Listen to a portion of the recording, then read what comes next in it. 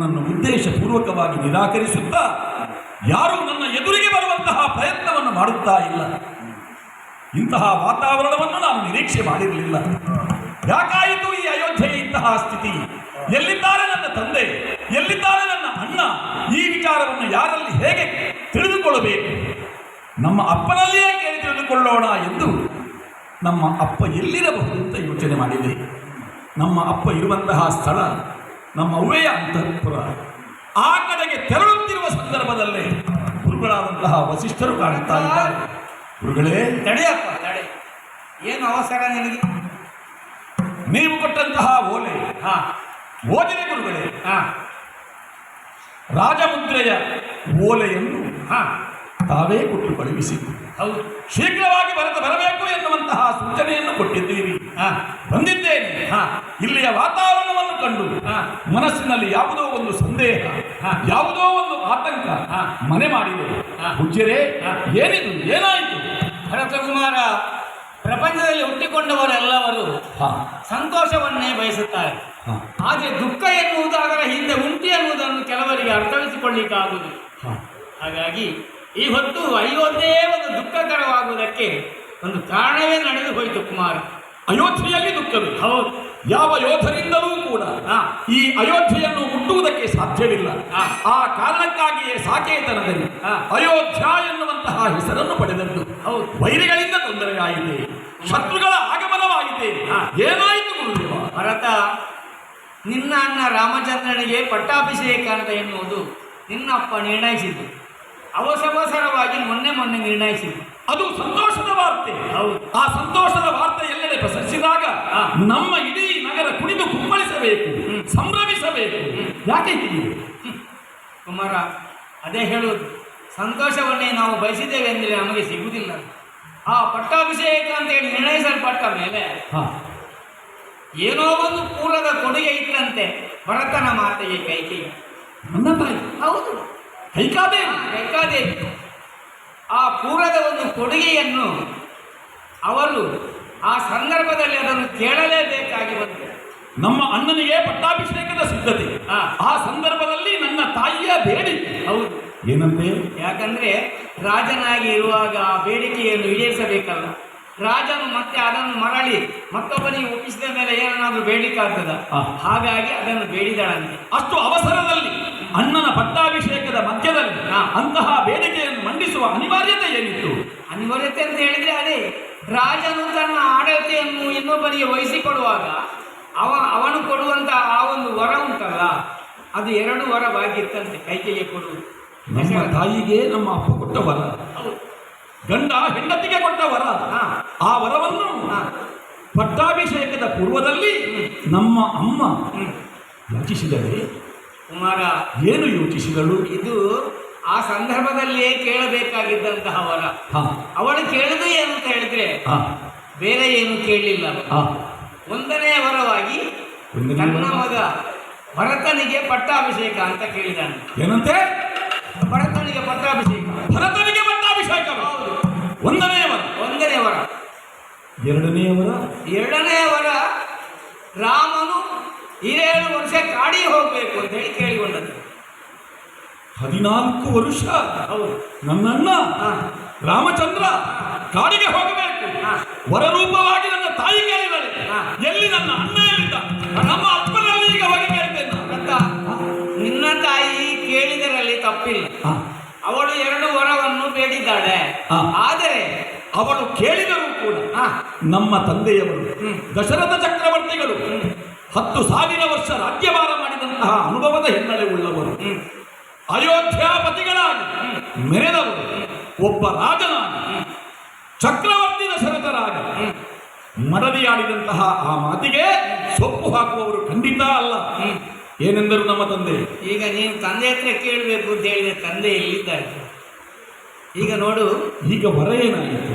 ವರವು ಅದೇ ವರವನ್ನು ಶ್ರೀರಾಮಚಂದ್ರನು ಸ್ವೀಕಾರ ಮಾಡಿದ್ದಾನೆ. ತಂದೆ ಆಜ್ಞೆ ಕೊಟ್ಟರೆ ಸ್ವೀಕಾರ ಮಾಡಿದ ಮೇಲೆ ತಂದೆಯವರು ರಾಮನಿಗೆ ಏನಾದರೂ ಆಜ್ಞೆ ಕೊಟ್ಟರೆ? ತಂದೆಯವರು ರಾಮನಿಗೆ ಆಜ್ಞೆ ಕೊಡಲಿಲ್ಲ.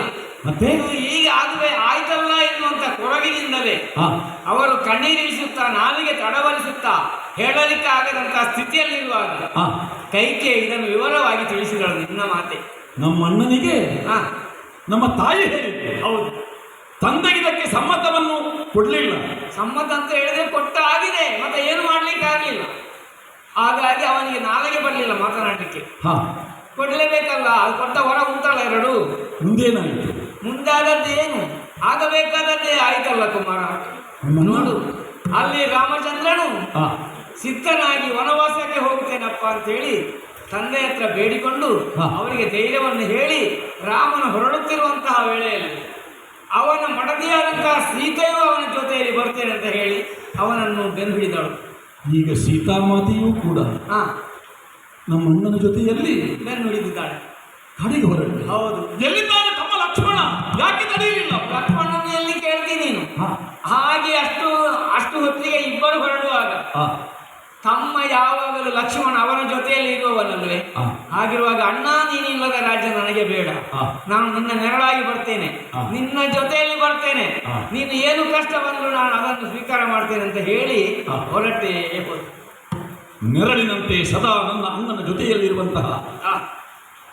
ನನ್ನ ಅಣ್ಣ ಲಕ್ಷ್ಮಣ, ಹ್ಮ್ ನನ್ನ ತಮ್ಮ ಲಕ್ಷ್ಮಣ ಹಾ ಅಣ್ಣ ರಾಮನ ಜೊತೆ ಹೊರಟೆ. ಹೊರಟೆ ಹೋದ್ರು. ರಾಮ ಲಕ್ಷ್ಮಣರು ಹಾ. ಸೀತೆ ಹ್ಮ್.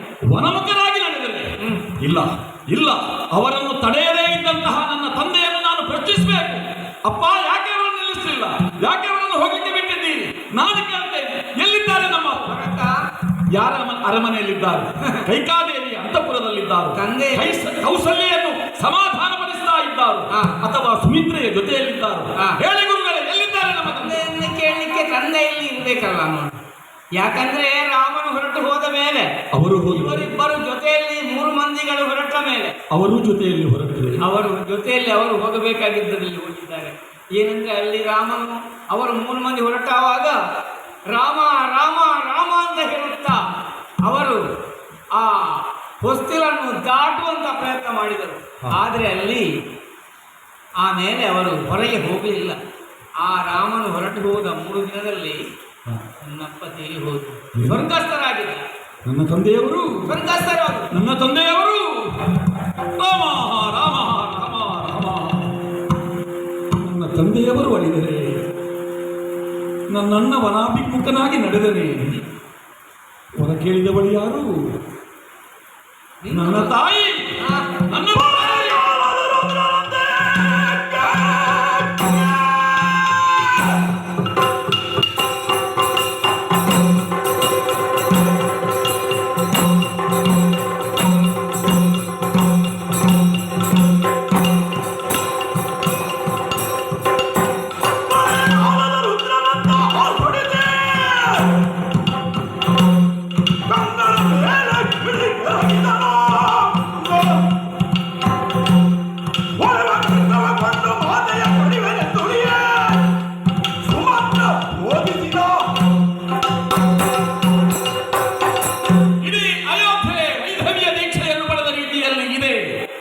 ಕಾರಣ ಅವ್ಯಕ್ತವಾಗಿತ್ತು, ಗುರುಮುಖದಿಂದ ವಿಚಾರ ತಿಳಿಯಿತು.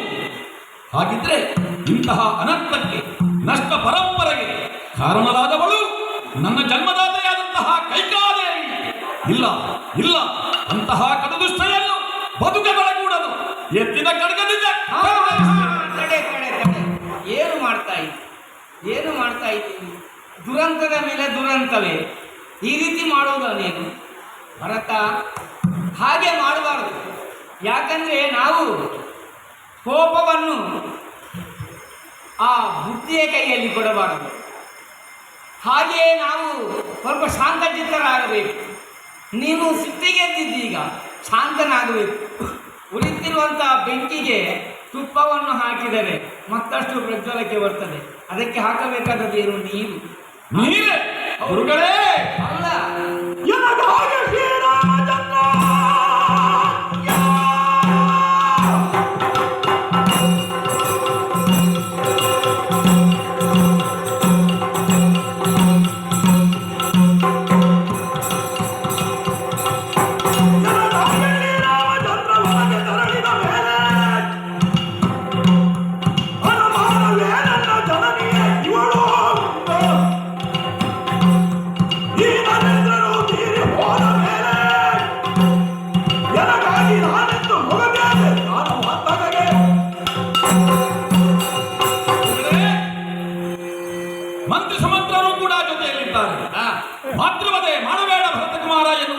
ತಡೆಯುತ್ತಾ ಇದ್ದೀರಿ.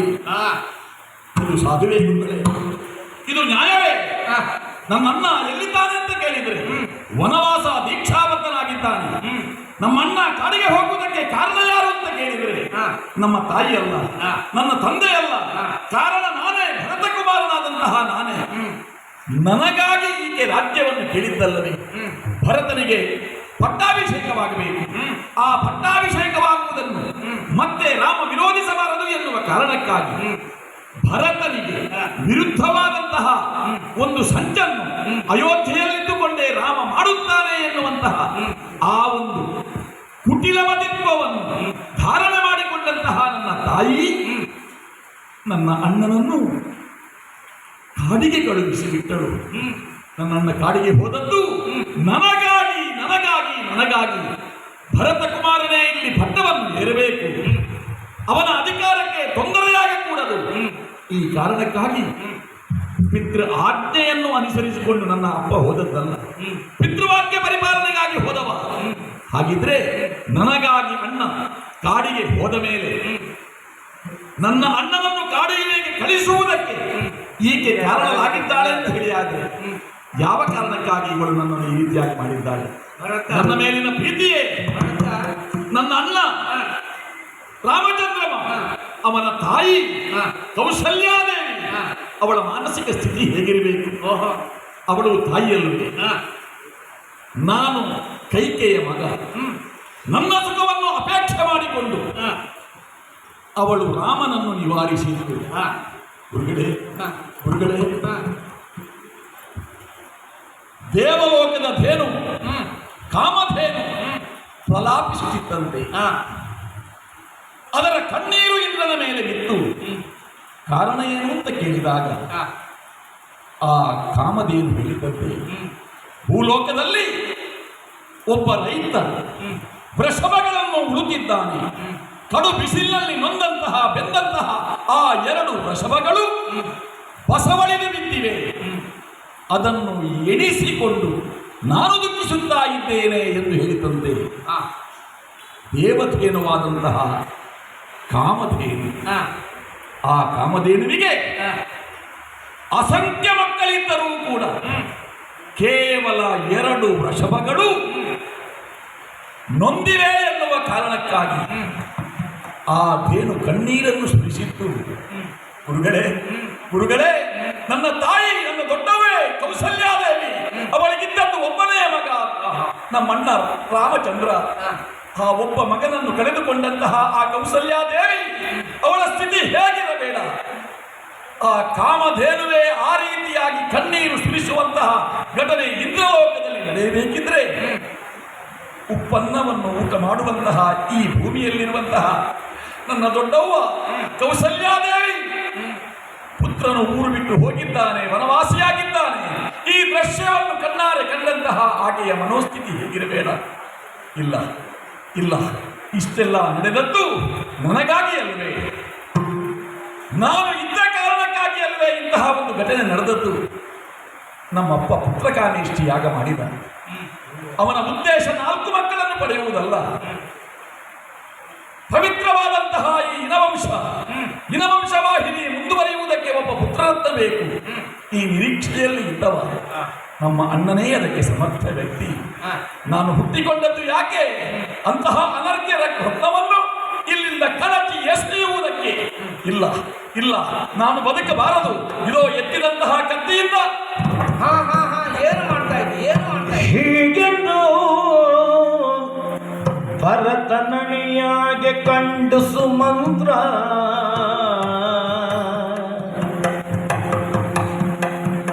ಹೀಗೆಂದು ಭರತನಣಿಯಾಗೆ ಕಂಡು ಸುಮಂತ್ರ ರಾಘವನು ಬೇದ ಮಾತಾಗ ಬೀಳಿದನು. ರಾಘವನು ಬೇದ ಮಾತಾಗ ಬೀಳಿದನು. ರೂಢಿ ಪಾಲಕನುಡನೆ ಸಂಸ್ಕಾರ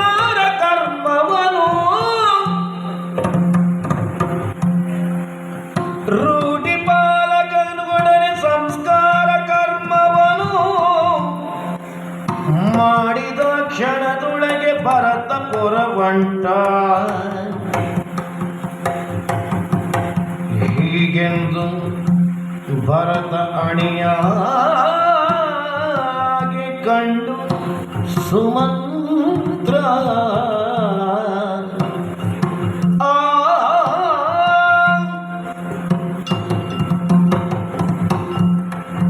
ಭರತ, ಗುರುಗಳೇ, ಇದನ್ನು ಕೇಳಿದಂತಹ ನೀನು ಹಾ ಕೋಪೋದ್ರೇಕನಾಗಿದ್ದಿ. ಹೌದು. ನೋಡು, ನಾವು ಆ ಬುದ್ಧಿಯನ್ನು ಸಿಟ್ಟಿನ ಕೈಯಲ್ಲಿ ಕೊಡಲೇಬಾರದು. ಹಾ. ನಾವು ಬುದ್ಧಿಜೀವಿಗಳು, ಹಾ. ಮನುಷ್ಯರಾದವರು ಯಾವಾಗಲೂ ಬುದ್ಧಿಜೀವಿಗಳು. ನನ್ನ ತಾಯಿಯನ್ನು ಶಿಕ್ಷಿಸುವ ಅಧಿಕಾರ ನನಗಿಲ್ಲ ಎನ್ನುವುದಾಗಿ ನೀವು ಹೇಳಿದ್ದೀರಿ. ಯಾಕಂದ್ರೆ ನನಗಿರುವಂತಹ ದಾರಿ ಒಂದೇ. ಹಾ. ನನ್ನ ತಾಯಿ ಅಳಬೇಕು. ಅವಳ ಕಣ್ಣೀರನ್ನು ನಾನು ಕಾಣದಿದ್ದರೂ ಚಿಂತಿಲ್ಲ. ಅವಳು ಅಳಬೇಕು. ಕುಮಾರ, ಅವಳು ಅಳಬೇಕು. ಪ್ರಪಂಚ ಪುತ್ರ ಇಲ್ಲದೆ ಇರುವಂತಹ ಶೋಕವನ್ನು ನನ್ನ ದೊಡ್ಡಮ್ಮ ಯಾವ ರೀತಿಯಾಗಿ ಅನುಭವಿಸುತ್ತಾಳು, ಅವಳಿಗಾದರೂ ಮಗ ಕಾಡಿನಲ್ಲಿ ಇದ್ದಾನೆ, ಕ್ಷೇಮವಾಗಿದ್ದಾನೆ ಎನ್ನುವ ವಾರ್ತೆಯನ್ನಾದರೂ ತಿಳಿಯಬಹುದು. ಆದರೆ ಇವಳಿಗೆಲ್ಲ ಒಬ್ಬನೇ ಮಗ ಭರತ, ಇನ್ನಿಲ್ಲ ಅಂತ ಆಗಬೇಕು. ಪುತ್ರ ಶೋಕ ಅವಳಿಗೆ ಬರಬೇಕು. ನಾನು ಯಾಕೆ ಹೇಳ್ತೇನೆ ಅಂದ್ರೆ, ಪ್ರಪಂಚದಲ್ಲಿ ಹುಟ್ಟಿಕೊಂಡವರು ಯಾರಾದರೂ ಕೆಟ್ಟ ತಾಯಿಯಂದಿರುವುದಿಲ್ಲ, ಕೆಟ್ಟ ಮಕ್ಕಳಾದರೂ ಹುಟ್ಟಿಕೊಳ್ಳಬಹುದು. ಹಾ. ಕೆಟ್ಟ ತಾಯಿಯಂದ್ರು ಖಂಡಿತ ಹುಟ್ಟುವುದಿಲ್ಲ. ಹಾ. ಹಾಗಿರುವಾಗ ತಾಯಿಯಾದವಳು ಒಳ್ಳೆಯವಳೆ. ಹಾ. ಅವಳು ತನ್ನ ಮಗನ ಆ ಒಂದು ಉನ್ನತಿಗೋಸ್ಕರವಾಗಿ ಮಾಡಿದ್ದಾಳೆ ಹೊರತು ಹಾ. ಬೇರೆ ಏನೂ ಅನ್ಯಾಯವನ್ನು ಅವಳು ಮಾಡಲಿಲ್ಲ. ಯಾಕೆ? ಪೂರ್ವದಲ್ಲಿ ಕೊಟ್ಟಂತ ಕೊಡುಗೆ ಅದನ್ನು ಕೇಳಿದಳಷ್ಟೇ. ಹಾಗೆ ಆದರೆ ಒಂದು ಗುರುದೇವ, ಏನು? ನಾನು ನನ್ನ ಅಣ್ಣನನ್ನು ಎಲ್ಲಿಯಾದರೂ ಕಂಡಾಗ ಹಾ. ನನ್ನ ಅಣ್ಣ ಒಂದು ಮಾತು ಹೇಳ್ತಾನೆ, ಹಾ. ನಾನು ನನ್ನ ತಂದೆಯನ್ನು ಕಳೆದುಕೊಂಡಿದ್ದೇನೆ. ಹಾ. ನಾನು ನನ್ನ ತಂದೆಯನ್ನು ಕಳೆದುಕೊಳ್ಳುವುದಕ್ಕೆ ಕಾರಣ ಇದೇ ಪ್ರಕರಣ. ಹಾ. ರಾಮನು ಕಾಡಿಗೆ ಹೋದದ್ದಲ್ಲವೇ? ರಾಮನು ಕಾಡಿಗೆ ಹೋದ ಕಾರಣ ನನ್ನ ಅಪ್ಪನನ್ನು ನಾನು ಕಳೆದುಕೊಂಡೆ. ನನ್ನ ಅಪ್ಪನನ್ನು ಉಳಿಸುವುದಕ್ಕೆ ನನಗೆ ಸಾಧ್ಯವಾಗಲಿಲ್ಲ. ನನ್ನ ಅಪ್ಪನನ್ನು ಉಳಿಸಲಿಕ್ಕೆ ಸಾಧ್ಯವಾಗಲಿಲ್ಲ ಅಂತ ಆದಮೇಲೆ ನನ್ನ ತಾಯಿ ಪಡೆದಂತಹ ವರಕ್ಕೆ ಬೆಲೆ ಇದೆ. ಅವಳು ಪಡೆದದ್ದೇನು? ವೈಧವ್ಯವನ್ನಲ್ಲವೇ? ವೈಧವ್ಯವನ್ನಲ್ಲವೇ? ಕುಮಾರ, ಪ್ರಪಂಚದಲ್ಲಿ ಯಾರ ಸಾವನ್ನು ಯಾರು ಕಂಡವರಿಲ್ಲ. ನೋಡು, ಯಾವಾಗಲೂ ಹುಟ್ಟಿದಂಥ ವ್ಯಕ್ತಿಗಳು ಒಂದಲ್ಲ ಒಂದು ಸಾಯಲೇಬೇಕು. ಈಗ ನೀನು ನಿನ್ನ ಅಪ್ಪನು ಸತ್ತಿದ್ದಾನೆ ಎನ್ನುವುದಕ್ಕೋಸ್ಕರವಾಗಿ ತಾಯಿಯ ಕಾರಣವನ್ನು ಹುಡುಕಿ ನನ್ನಲ್ಲಿ ಹೇಳ್ತಾ ಇದ್ದಿ. ಹಾ. ಇದು ಒಂದು ನೆವನ, ಸಾಯುವುದಕ್ಕೊಂದು ನೆವನ ಅಷ್ಟೇ. ಹಾಗಿರುವಾಗ ಕೈಕೆ ಮಾಡಿದ್ದು ಏನೂ ತಪ್ಪಿಲ್ಲ. ಅವಳು ಬೇಕಾದದ್ದನ್ನೇ ಮಾಡಿದ್ದಾಳೆ. ಆದರೆ ನೀನು ಸರಿಯಾಗಿ ಯೋಚನೆ ಮಾಡು. ನೀನು ಕೊಲ್ಲುತ್ತೇನೆ ಅಂತೇಳಿ ಹೋಗುದು ಯಾರನ್ನು? ತಾಯಿಯನ್ನಲ್ವೇ? ಹಾ. ತಾಯಿಯನ್ನು ಯಾರಾದರೂ ಬಗೆಯಲ್ಲಿ ಮಕ್ಕಳು ಕೊಂದದ್ದು ಉಂಟು? ಆ ರೀತಿಯಾಗಿ ಕೊಂದು ನನ್ನ ಅಣ್ಣನಿಗೆ ಸಮಾಧಾನ ಆದೀತು. ಆದ್ರಿಂದಲೇ ಹೇಳುವುದು. ನನ್ನ ಅಣ್ಣನಿಗೆ ಸಮಾಧಾನವಾದೀತು. ಇಲ್ಲ, ನಿನ್ನ ಅಣ್ಣನೂ ಅಂಥವನಲ್ಲ. ಅವನು ಹೋಗುವಾಗ ಕೂಡ ನಿನ್ನ ಮಾತೆಯಲ್ಲಿ ಎಂತಹ ಒಂದು ಒಳ್ಳೆಯ ರೀತಿಯಾದಂತಹ ಮಾತುಗಳನ್ನು ಆಡುತ್ತಾ ಹೊರಟು ಹೋಗಿದ್ದಾನೆ, ಗೊತ್ತುಂಟ? ಹಾ. ಸಂತೋಷದಿಂದಲೇ ಹೋಗಿದ್ದಾನೆ. ಹಾ. ಹೋಗುವಾಗಲೂ ಹೇಳಿದ್ದಾನೆ, ಹಾ. ನಿನ್ನ ಬಗ್ಗೆಯೂ ಕೇಳಿದ್ದಾನೆ. ಅಬ್ಬೋ.